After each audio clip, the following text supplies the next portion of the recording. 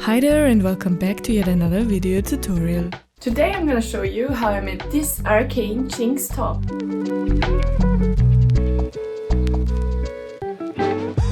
All you need to build this yourself is black stretch pleather, thicker black pleather, some beige leftover fabric pieces, your 3D printed JINX accessories, the STL files come included with the pattern, some PVC board or foam, black velcro, scissors, bobbins and fabric clips, fabric glue, a mask for gluing, sewing chalk, basic sewing equipment, and of course a sewing machine. And if you have an overlock, it's even better. That's optional though. I link you the products used down in the video description. The tutorial is based on my patterns you can find in my Etsy shop. Click the link in the description to have a look and also check out my Patreon where I give early access to content and upload crafting insights. So let's get started! First, cut out all pattern parts from the black stretch and the thicker pleather. Don't forget to mirror the pieces that say so in the pattern description. In this case, mirroring correctly is really important because none of the pieces are symmetrical to begin with. Make sure to use the stretch direction going around your body and not up and down. We will start with sewing the top front and the top front left and right pieces as indicated here. For these parts I mainly use my overlock machine, but this can also be done using a regular sewing machine using a stretch stitch.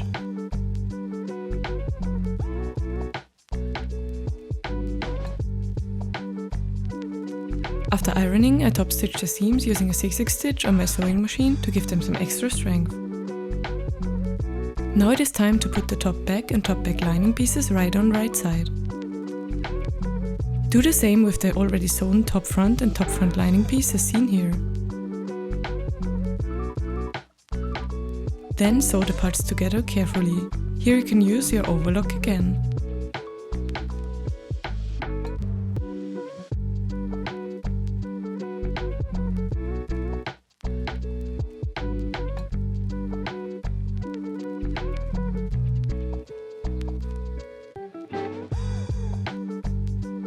Afterwards, you can turn the pieces inside out and iron them to look like this. Top stitch around the thicker leather areas on all sides. Be careful not to touch the thinner stretch pleather in the neck area as it will stay in place after ironing in any case. Now onto the underbust bands. When cutting them out, add the extra allowance for the velcro closure piece as shown in the pattern on the side that you want to open the top. Then sew the back and front bands together on the side without the closure piece. Then put the bands right on right side together, sew around the bottom and close the sides as shown here.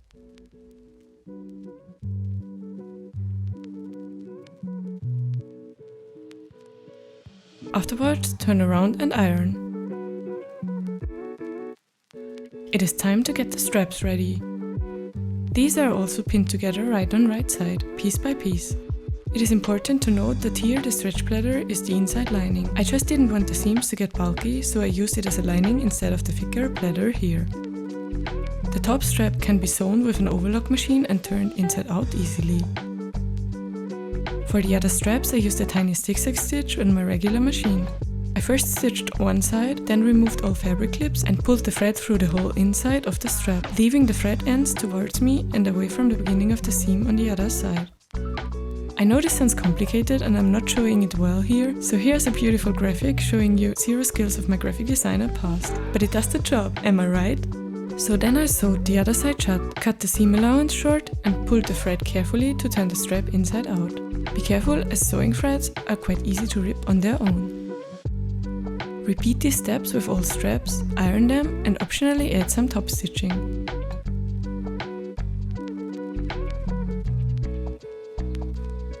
Here you can see how the top strap is folded once the 3D prints are ready.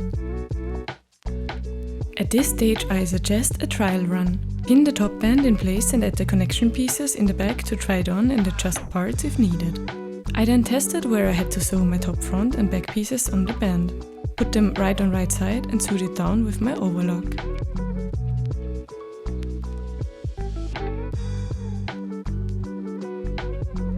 This can be tricky, so I recommend to pin the parts down extra carefully.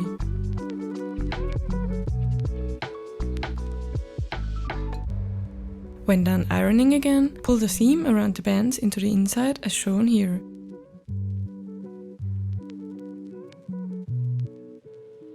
I then used a herringbone stitch to secure them on the inside by hand. Of course you could have made the seam disappear completely into the top, but in this case I felt this might be too complicated for my brain to comprehend and no one will ever see. Then I took some fabric glue and started gluing the little belt straps together as seen here.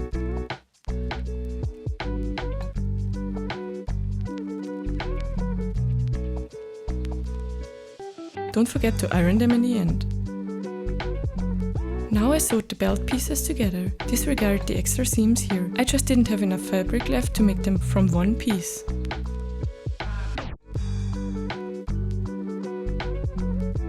Cut away the seam allowance and turn it inside out carefully. Iron the belt and top stitch around the edges again.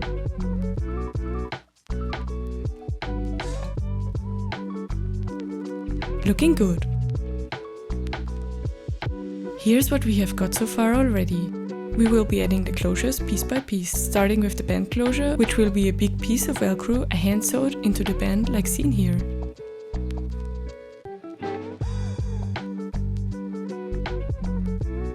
After that you can start pinning down the belt straps and sewing them in by hand from the top. They're not symmetrical either, so you can decide on the ultimate positions now. Again, you could have added them before, but it would have been messy and the seams would be way more bulky. Then pull the belt straps around, clip them in place, trim them short and hand stitch them down to the insides of the band. Iron them flat afterwards. On to the closures around the 3D printed parts. Make sure your prints are sanded and painted, and then sew them in place like seen here. Only the top straps and the top front piece will have hand-stitched Velcro to open and close.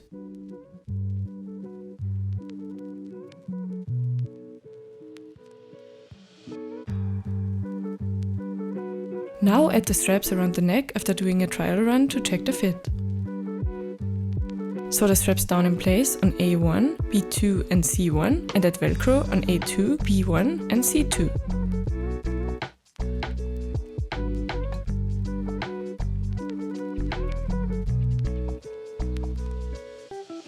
That's it for the neck part. Now for the belt, add some Velcro on the inside to keep it in place on the top. I added a long strip in the back and 2 on the sides. For the belt closure, I used a long strip of Velcro that I hand stitched on. This is how it all comes together.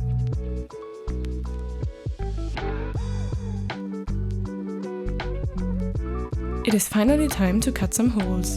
Mark them carefully, cut and then glue the lining and the front layer in place so they can't drift apart when wearing it. Test the size of the holes against the 3D prints before gluing them on one by one.